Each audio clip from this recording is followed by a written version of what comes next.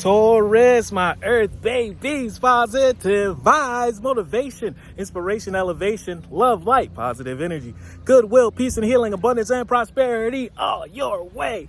Please like, share, comment, and subscribe if this page been a blessing to you. Check out my LinkTree. Link is in the bio. I do have some special treats there for you. Your word of the day is guidance. Work smart, not hard. Have a teachable spirit, a humble heart. Because when you ask, you're going to receive a message. You're going to receive downloads. You're going to have a friend, family, foe. You're going to have someone come to you, give you the right words of wisdom, knowingly or unknowingly. But when you get the answer, you need to use it, implement it. You ask for guidance, you ask for wisdom, you ask for the next step. Once you get it, no matter where the source is, you'll feel when it's the right answer. You need to act on it. In times of uncertainty, I ask God to guide me to the light in my being. I'm directed to doors that will open my inner freedom to me. And I step forward in trust and release my faith to God. And guess what? Your faith is rewarded. Love one another. Be kind to one another. Love yourself.